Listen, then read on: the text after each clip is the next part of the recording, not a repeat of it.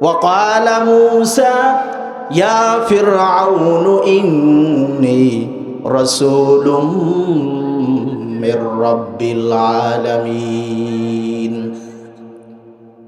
হযরত মুসা আলাইহিস সালাতু ওয়াস সালাম যখন ফিরআউনকে ডাক দিয়া বললেন, হে ফিরআউন, আমি বিশ্ব জগতের প্রতিপালক আল্লাহর পক্ষ থেকে মনোনীত রাসূল। এই কথা বলার সাথে সাথেই ফিরআউন বলে, আরে তুমি আমার ঘরে লালিত পালিত হলে, আমারটা খেয়েই বড় হলে, আজকে হঠাৎ তুমি নিজেকে নবী দাবি করো, আবার কোন রবের দাওয়াত দাও? আমি তো হলাম তোমাদের সবচেয়ে বড় রব। নাউজুবিল্লাহ বলেন।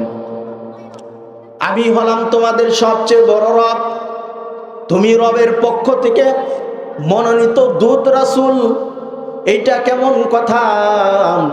তুমি আমার ঘরে লালিত পালিত হইলে, আমার ঘরে খাবার খাইলে। কথাগুলো বুঝেন। আমাদের সমাজে যখন আলেমরা যখন হক কথা বলে, দ্বীনের কথা বলে, তখন কিছু মানুষ আছে যারে তুই না আমার ভাতিজা, সেই দিন আমার সম্মুখেই সামনে দিয়ে তুই হাফ প্যান্ট পরে ঘুরলি, মাঝে মধ্যে লিংটি মেরেও ঘুরলি, আজকে তুমি বড় মুফতি হয়ে গেছো, হাফেজ হয়ে গেছো, মৌলানা হয়ে গেছো, আর তোমার কথাই আমাকে শুনতে হবে।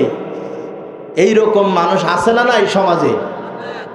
তো ফিরআউন বলতেছে, তুমি নিজেকে নবী বলে দাবি করো, রাসূল বলে দাবি করো, অথচ তুমি আমার ঘরে লালিত পালিত হলে।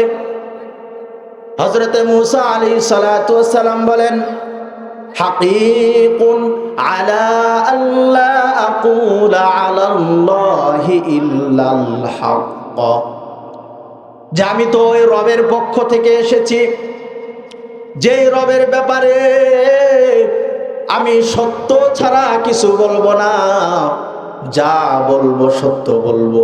আমি প্রকৃতপক্ষেই তোমার আমার সৃষ্টিকর্তার পক্ষ থেকে মনোনীত রাসূল।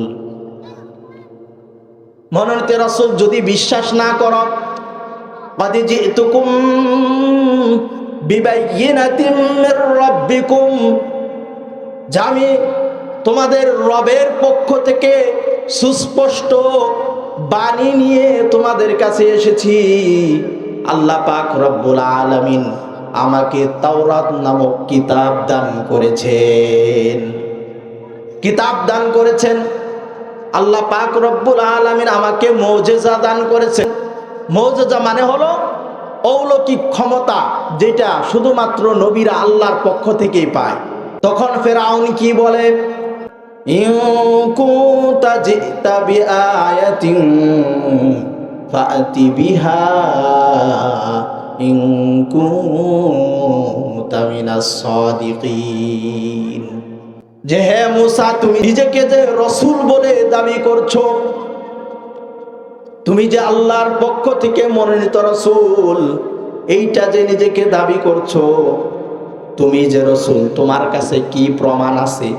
যদি প্রমাণ থাকে তাহলে তুমি সেই প্রমাণ আমাদের সামনে পেশ করো, যদি তুমি সত্যই নবী হও। সম্মানিত হাজিরিন, আমি পবিত্র কোরআনুল কারীমের সূরাতুল আরাফের 105 নম্বর আয়াতে কারিমা তেলাওয়াত করেছি। আল্লাহর হাবিব আলাইহিস সালাতু ওয়াস সালামের অসংখ্য গণিত হাদিস থেকে একখানা হাদিসে মুবারাকা পাঠ করেছি। কোরআনের আয়াত এবং হাদিসের আলোকে আমি নির্দিষ্ট একটি বিষয়ের উপর আলোচনা করার ইচ্ছা পোষণ করেছি। আল্লাহ পাক রব্বুল আলামিন আমাদের প্রত্যেককে শোনা এবং মানার তৌফিক দান করুন। সকলে বলি আমিন। আমিন। সম্মানিত হাজিরিন, পৃথিবীর শুরু লগ্ন থেকেই আল্লাহ পাক রব্বুল আলামিন যত মানুষ পৃথিবীতে পাঠিয়েছেন, সমস্ত মানুষকে সকল বিষয় শিক্ষা দেওয়ার জন্য মুআল্লিম পাঠিয়েছেন, শিক্ষক পাঠিয়েছেন। আর সেই শিক্ষকগুলো ছিল আল্লাহ পাক রব্বুল আলামিনের আস্থাভাজন বিশ্বস্ত, জিনাদের ব্যাপারে আমরা নবী রাসূল বলে জেনে থাকি। আল্লাহ পাক রব্বুল আলামিন এমন কোনো যুগে এমন কোনো মানুষ পাঠান নাই যে যেই যুগে একজন নবী পাঠান নাই। একটা সময় মানুষ পোশাক কিভাবে পরিধান করবে এইটা জানতো না, মানুষ খাদ্য কিভাবে সংগ্রহ করবে এইটা জানতো না, মানুষ পশুপালন কিভাবে করবে এইটা জানতো না। এগুলো শেখানোর জন্য আল্লাহ পাক রব্বুল আলামিন নবী রাসূলগণকে যুগে যুগে পাঠিয়েছেন। নবী রাসূলগণ মানুষকে সভ্যতা শিক্ষা দিয়েছেন। মানুষ ছিল অসভ্য, মানুষ তার সৃষ্টিকর্তাকে চিনত না, মানুষ মানুষের সাথে সদাচরণ কিভাবে করতে হয় এটা জানতো না। আল্লাহ পাক রব্বুল আলামিন নবী রাসূলগণকে পাঠিয়ে এগুলো শিক্ষা দিয়েছেন। সেই নবী রাসূলগণ যখন দ্বীনের কথা বলতেন, দ্বীনের দাওয়াতের কথা বলতেন, তখন এই দাওয়াতকে বাইপাস করা, মাইনাস করার মতো এমন কিছু ফন্দি, এমন কিছু কথা মানুষের মধ্যে ছেড়ে দিত, যেই কথাগুলো শোনার পরে এই নবী রাসূলগণ থেকে মানুষ মুখ ফিরিয়ে নিত। আর যখন মানুষ মুখ ফিরিয়ে নিত তখন মানুষ আল্লাহর দ্বীনের পথ থেকে মানুষ সরে যাইত। সরাসরি কোনো নবী রাসূলগণকে কেউ প্রত্যাখ্যান করে নাই। কিছু বলি, কিছু কথা, যেই কথাগুলো মানুষের মাঝে প্রচার করার জন্য নবী রাসূলগণ থেকে মানুষ মুখ ফিরিয়ে নিত। যেমন সূরা আরাফের যে আয়াতে কারিমা আমি তিলাওয়াত করেছি, আল্লাহ পাক রব্বুল আলামিন এই আয়াতগুলো হযরতে মূসা আলাইহিস সালাতু ওয়াস সালামের ব্যাপারে নাজিল করেছেন। হযরতে মূসা আলাইহিস সালাতু ওয়াস সালাম মূসা আলাইহিস সালাতু ওয়াস সালামকে এমন একটি যুগে পৃথিবীর জমিনে পাঠিয়েছেন যেই যুগে শুধু জাদুবিদ্যার চর্চা ছিল। কিসের চর্চা? জাদুবিদ্যার। চতুর্দিকে শুধু জাদু আর জাদু। মানুষ জাদু করে মুহূর্তেই দড়ি দিয়ে সাপ বানাইতো, লাঠি দিয়ে সাপ বানাইতো, বিভিন্ন কিছু বানাইতো। জাদুবিদ্যার এত চর্চা ছিল। ওই যুগের যিনি জালেম ছিলেন, সবচেয়ে বড় কাফের, পৃথিবীর ইতিহাসে সবচেয়ে বড় কাফের, যে নিজেকে খোদা বলে দাবি করেছিল, তার নাম জানেন আপনারা? সে হলো ফেরাউন। ফেরাউন কি বলেছিল? আনা রব্বুকুমুল আলা, আমি তোমাদের সবচেয়ে বড় রব। বলেন নাউজুবিল্লাহ। পৃথিবীর ইতিহাসে এই কথা বলার দুঃসাহস কোনো মানুষ দেখায় নাই। যেটা করেছিল কে? ফেরাউন। সেই ফেরাউন যখন জানতে পারল আমার রাজ্যের ভিতরে এমন একজন যুবকের আগমন ঘটবে যে সে আমার ক্ষমতাকে ধূলিসাৎ করে দিবে, আমার ক্ষমতার মসনদকে সে কেড়ে নিবে, ইতিহাস লম্বা হয়ে যাবে, এত পিছনে যাব না। কথাগুলো দিলের কানে শুনেন, কানটা লাগান, কথাগুলো বুঝেন। আল্লাহ পাক রব্বুল আলামিন সেই যুগে, ফেরাউন যেই যুগে ভয় করত যে আমার বুঝি ক্ষমতা চলে যাবে, এই ভয়ে ফেরাউন পুরা এলাকার ভিতরে এমন অবস্থান জারি করলো যে কোনো ছেলে সন্তান জন্ম নিতে পারবে না। কিন্তু আল্লাহর ইচ্ছাকে ফিরাইতে পারে নাই।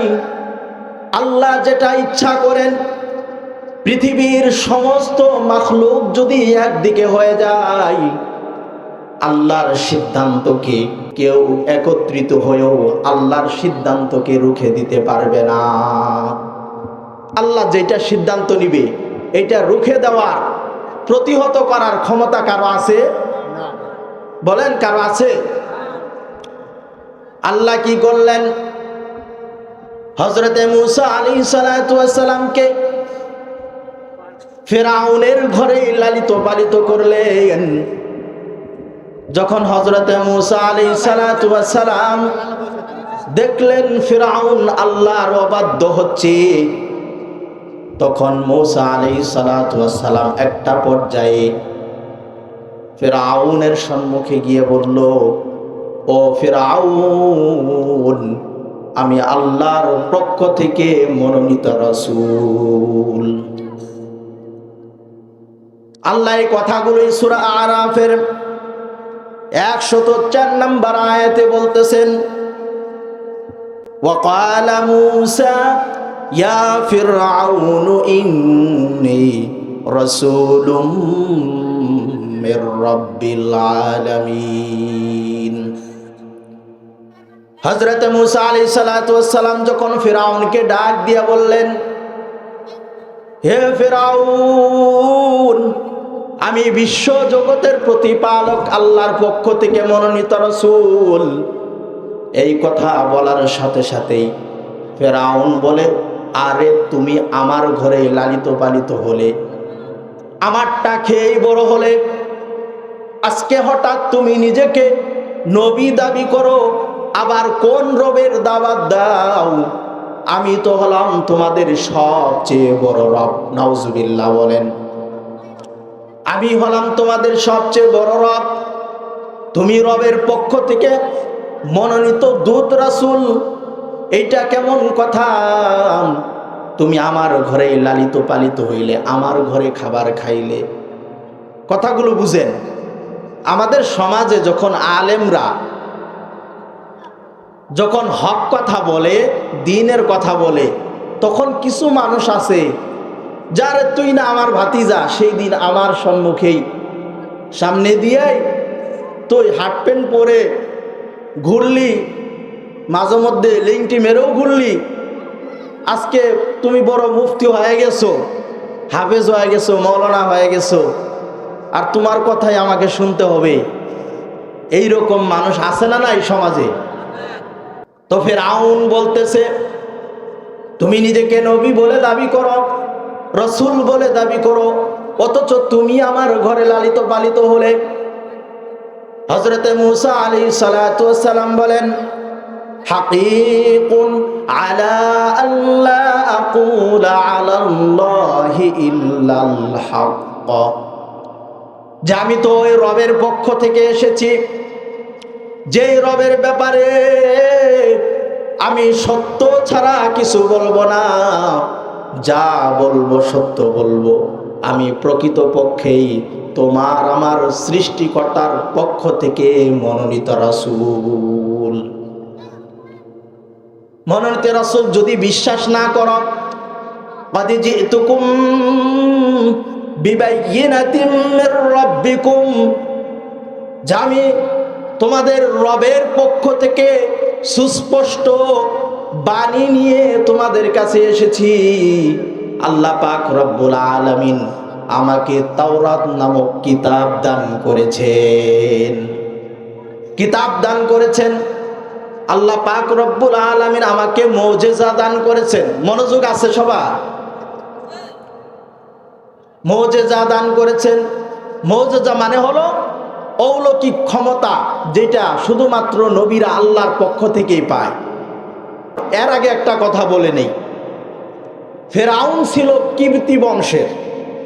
কি বংশের? কিবতী বংশের। আর হযরতে মূসা আলাইহিস সালাতু ওয়াস সালাম ছিল বনি ইসরাইলের।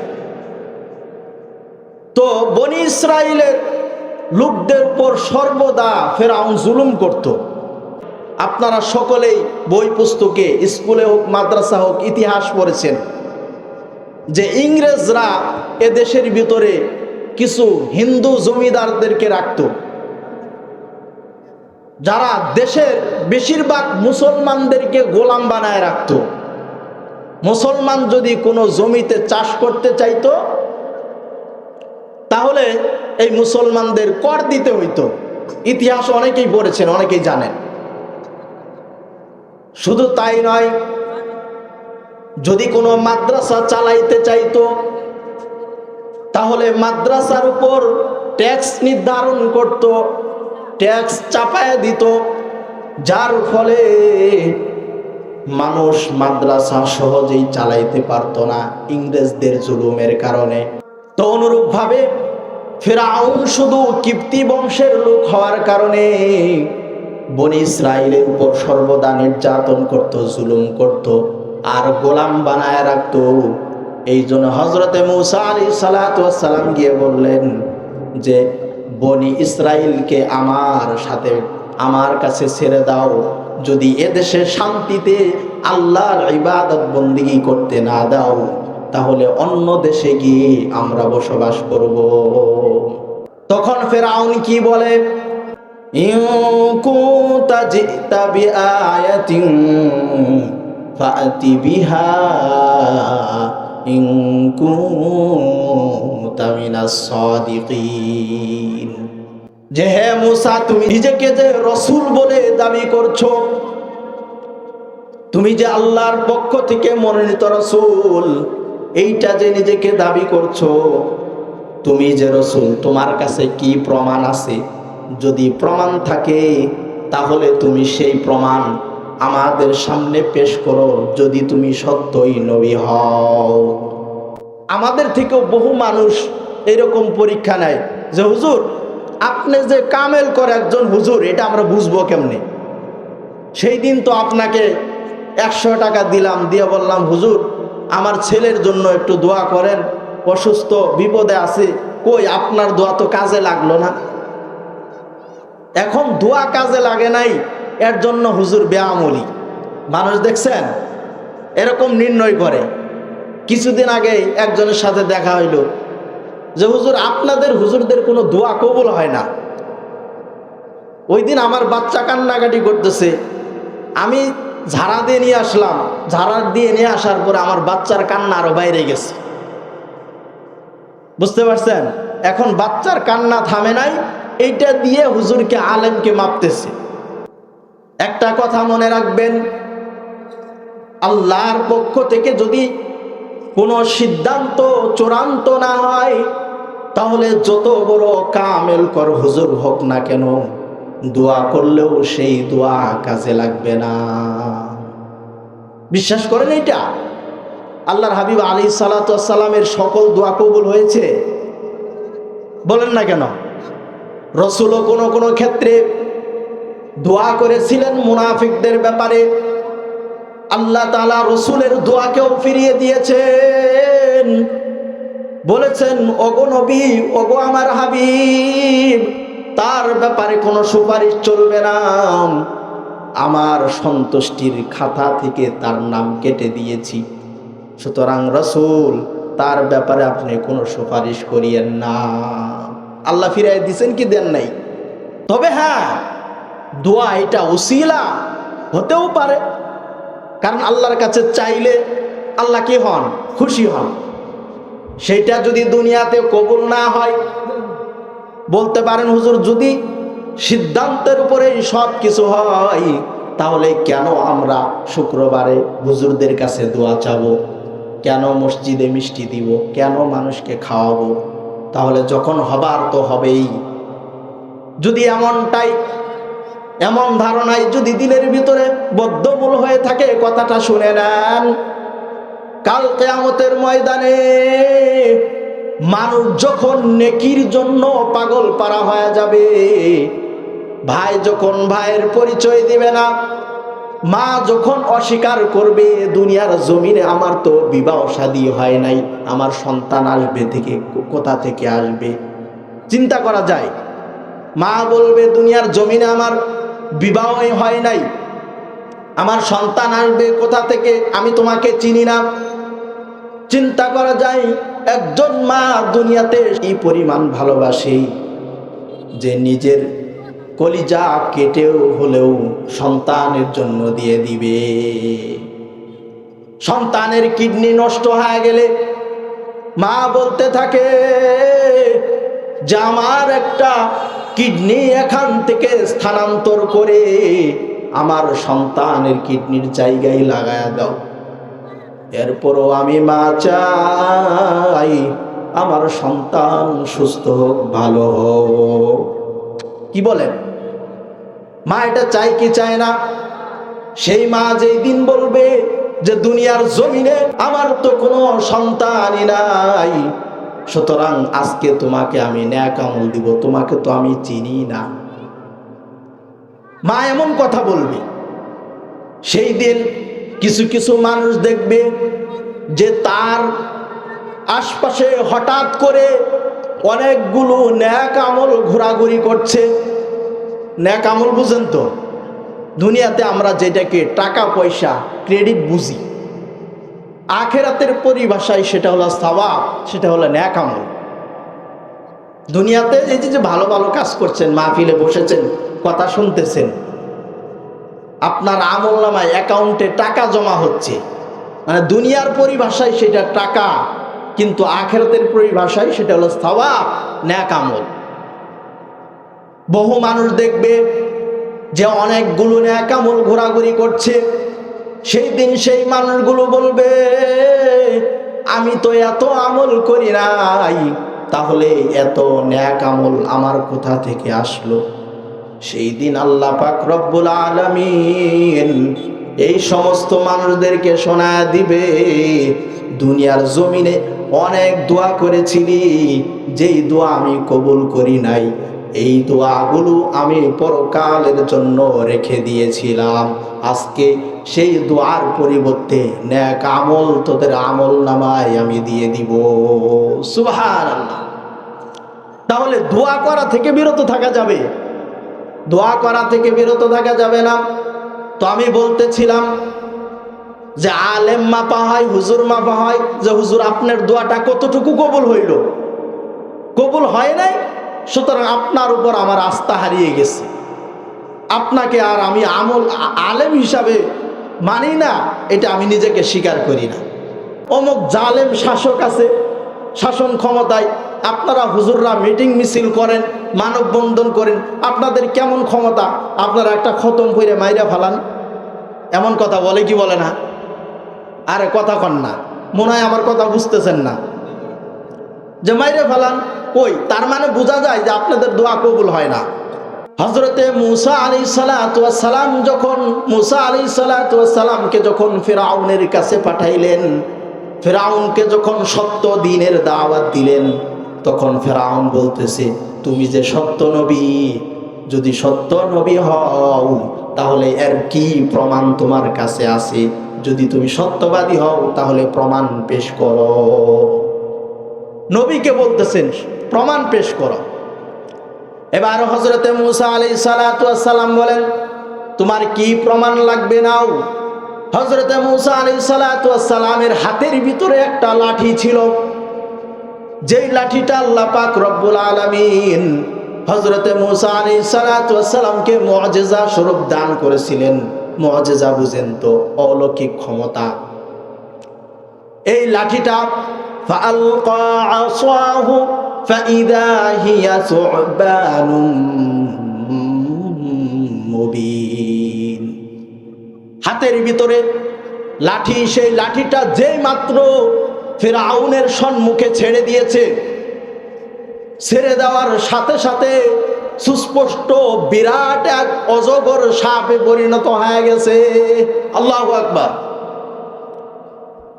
যেই সাপের ভয়ঙ্কর আকৃতি হলো এমন, তাফসীরে ইবনে কাসীরের ভিতরে এসেছে যে সাপের ঠোঁটের যে নিচের অংশ আছে এইটা ছিল জমিনে, আর উপরের অংশ হলো ফিরআউনের যে রাজপ্রাসাদ আছে, রাজপ্রাসাদের মিনার পর্যন্ত এই সাপের ঠোঁটের উপরের অংশ ছিল। এত বড় হা করেছে। ফিরআউনের 40 বছরের মধ্যে কোন একটা ঠান্ডা, সর্দি, জ্বর, অন্যান্য রোগ তো দূরের কথা, ঠান্ডাও তার কোনো দিন লাগে নাই। ফিরআউন এতটাই ভয় পেয়ে গেছে, ভয়ের কারণে তার পেটের ভিতরে মোচড় দিয়ে কলেরা শুরু হয়ে গেছে। কলেরা শুরু হয়ে গেছে। তাফসীরের কিতাবে এসেছে সেই দিন সে 40 বারের অধিক সে বাথরুমে গিয়েছে। মূসা আলাইহিসসালাতু ওয়াস সালাম বলেন তোমার কি আরো নিদর্শন লাগবে? উপস্থিত জনতার সামনে ওয়ানাযা ইয়াদাহু فإذا هي بيضاء للناظرين। বগল থেকে হাত বের করলেন। হাত বের করার সাথে সাথেই দেখলেন হযরত মূসা আলাইহিস সালাতু ওয়াস সালামের হাতটা একখণ্ড চন্দ্রের মতো ঝলমল করতে শুরু করে দিয়েছে। আল্লাহু আকবার। চন্দ্রের মতো ঝলমল করতে শুরু করে দিয়েছে। এই দৃশ্য দেখে মানুষ মূসা আলাইহিস সালাতু ওয়াস সালামের প্রতি বিশ্বাস স্থাপন করবে যে মূসা তো সত্যই নবী।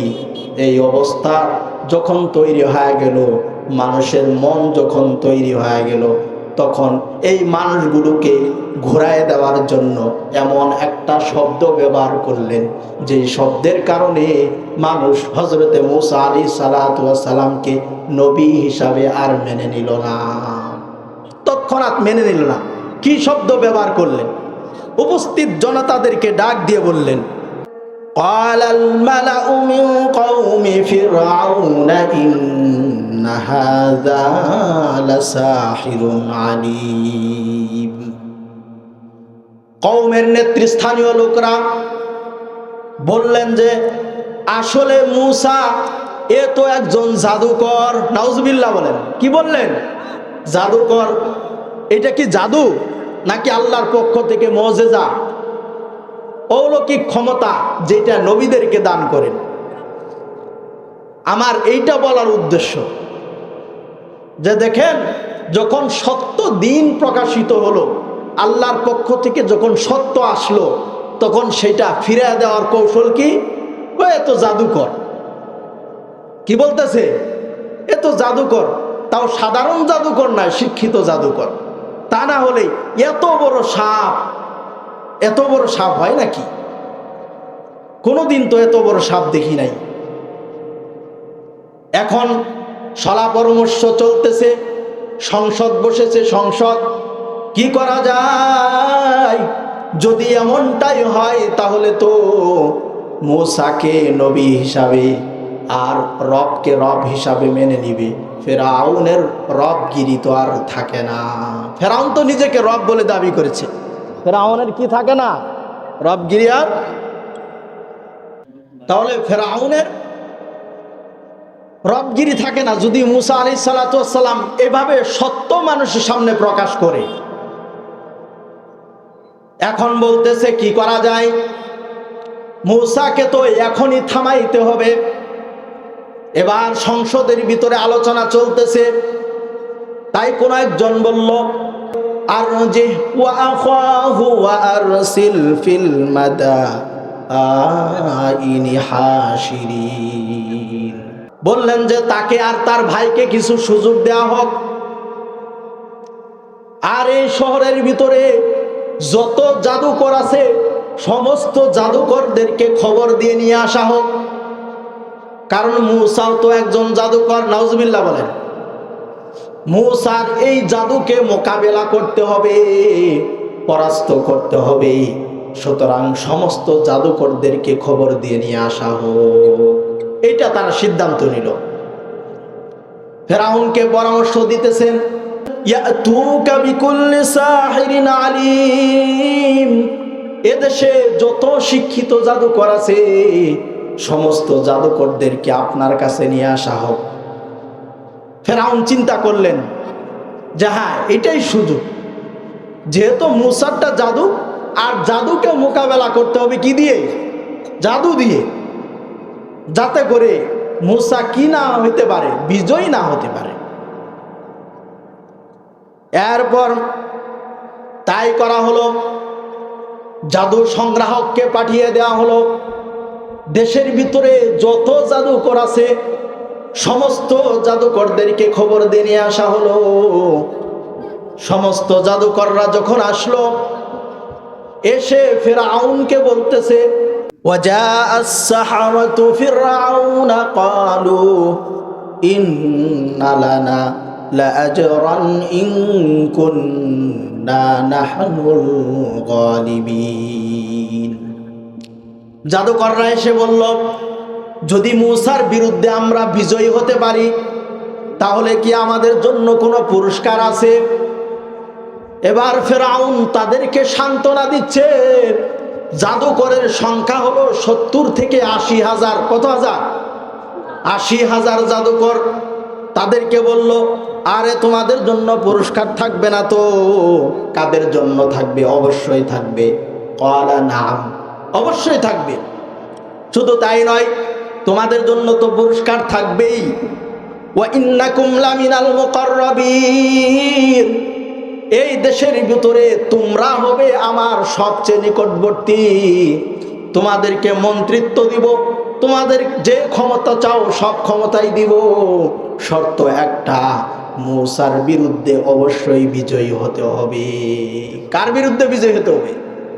কিন্তু মূসা আলাইহিস সালাতু ওয়াস সালামেরটা কি জাদু ছিল? সমস্ত জাদুকররা একটা ময়দানের ভিতরে একত্রিত হয়ে গেল। হযরতে মূসা আলাইহিস সালাতু ওয়াস সালাম ওই ময়দানের ভিতরে আসলেন। আসার পরে সমস্ত জাদুকররা হযরতে মূসা আলাইহিস সালাতু ওয়াস সালামকে বলতেছেন যে আপনার জাদুর কাঠি আগে নিক্ষেপ করবেন না আমাদেরটা আগে নিক্ষেপ করব? সমস্ত জাদুকরদের হাতের ভিতরে হলো রশি আর লাঠি। হযরতে মূসা আলাইহিস সালাতু ওয়াস সালামের হাতের ভিতরে একটা লাঠি। বলতেছেন আপনি আগে নিক্ষেপ করবেন না আমরা নিক্ষেপ করব? কে বলতেছে? জাদুকররা বলতেছে। হযরতে মূসা আলাইহিস সালাতু ওয়াস সালাম বললেন আলকু, তোমরা আগে নিক্ষেপ করো। এই কথা বলার সাথে সাথে সমস্ত জাদুকররা যখন তাদের রশিগুলো ছেড়ে দিয়েছে, আল্লাহ পাক রব্বুল আলামিন বলেন ফালাম্মা আলকাউ সাহারু আয়ুনান নাসি ওয়াস্তারহাবুহুম ওয়াজাউ বিসিহরিন আযীম। তাদেরটা তো জাদু না, মূলত তারা মানুষের দর্শনার্থী যারা আছে, যারা দেখতেছে, সকলের চোখে ভেলকি লাগাইছে। কি লাগাইছে? ভেলকি লাগিয়েছে। যখন রশিগুলো ছেড়ে দিল, ছেড়ে দেওয়ার সাথে সাথে এই রশিগুলো পুরো ময়দান জুড়ে সাপে পরিণত হয়ে গেল। ছোট বড় সাপ এগুলো ছোটাছুটি করতে শুরু করলো। সকলেই ভয় পেয়ে গেল।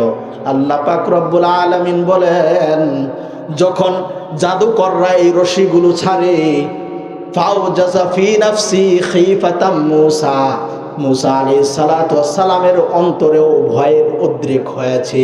অর্থাৎ মূসা আলাইহিস সালাতু ওয়াস সালাম নিজেও ভয় পেয়ে গেছে, নিজেও ভয় পেয়ে গেছে। আল্লাহ পাক রব্বুল আলামিন হযরত মূসা আলাইহিস সালাতু ওয়াস সালামকে ডাক দিয়ে বললেন ইয়া মূসা লা তাখাফ, হে মূসা তুমি ভয় পেও না। ইন্নাকা আনতাল আ'লা, তুমি তো এদের মধ্যে শ্রেষ্ঠ। ওয়ালকি মা ফি ইয়ামিনিক, তোমার হাতে যা আছে এইটাকে নিক্ষেপ করো, তোমার ভয়ের কোনো কারণ নাই।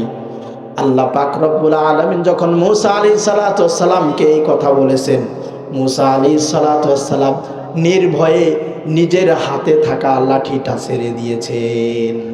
ইদা হিয়া তালকাফু মা ইয়াফিকুন, তারা যে মিথ্যা যে জাদু তারা ছেড়েছে, মানুষের চোখে ধোঁকা দিয়েছে। হযরতে মূসা আলাইহিস সালাতু ওয়াস সালামের লাঠি বড় অজগর সাপে পরিণত হয়ে সমস্ত ময়দানের ভিতরে যত সাপ ছিল সব সাপগুলোকে একসাথে গিলে খেয়ে ফেলে দিয়েছে। আল্লাহু আকবার। একসাথে গিলে খেয়ে ফেলে দিয়েছে। এই দৃশ্য যখন এই সমস্ত 70 থেকে 80,000 জাদুকর সহ উপস্থিত যারা ছিল সকলেই দেখেছে, তারা অবাক হয়ে গেল। কি ব্যাপার, জীবনে বহু জাদু নিজেরা শিখলাম, অন্যকে শিখাইলাম, কিন্তু এমন জাদু তো কোনোদিন দেখি নাই। এবার তারা মনে মনে বুঝতেছে আসলে এইটা কোনো জাদু না। এটা কি না, কোনো জাদু হতে পারে না। জাদুকরদের মনের ভিতরে পরিবর্তন আসতেছে। উপস্থিত যে সমস্ত লোক গ্যালারিতে ছিল তারাও দেখতেছে যে এইটা তো সাধারণ কোনো বিষয় না, এটা জাদু হতে পারে না, এইটা আল্লাহর পক্ষ থেকে বিশেষ বান্দাকে আল্লাহ দান করেছেন। এটা তাদের ভিতরে পরিবর্তন এসে গেল। আর কি করলো, ওয়াউলকিয়াস সাহারাতু সাজিদিন, সমস্ত জাদুকররা ওই ময়দানে উপস্থিত, সেখানে সবাই সিজদায় পড়ে গেল। সুবহানাল্লাহ, সবাই সিজদায় পড়ে গেছে। ফেরাউন চিন্তা করলো যে হায় হায় কি অবস্থা, আনলাম এতগুলো জাদুঘরকে মূসার বিরুদ্ধে বিজয় করার জন্য, কিন্তু এখন দেখি তারা সবাই মূসাকে মেনে নিয়েছে, মূসার রবকে মেনে নিয়েছে। এবার হুমকি দিচ্ছে, ক্বাবলা আন আযানা লাকুম ইন্না হাযা লামাকরুম মাকারতুমুহু ফিল মাদিনাতি লিতুখরিজু মিনহা আহলাহা ফাসাউফা তা'লামুন। যে আমার অনুমতি ছাড়াই এই কাজ করলে, তোমরা মূসার রবকে মেনে নিলে। এত চক্রান্ত করতেছে, কি বলতেছে মূসা, কি করতেছে? চক্রান্ত করতেছে, তোমাদেরকে দেশ থেকে বের করে দিবে, যেটা অচিরেই জানতে পারবে। বুঝেন নাই? জাদু বলে এই সমস্ত মানুষকে বুঝাইতে চাইল, কিন্তু আল্লাহ পাক রব্বুল আলামিন যাদের অন্তরে সত্য দিন দিবেন, সত্য দিনের নূর দান করবেন, পৃথিবীর কোনো মানুষের সাধ্য শক্তি নাই যে তাকে বাধাগ্রস্ত করবে।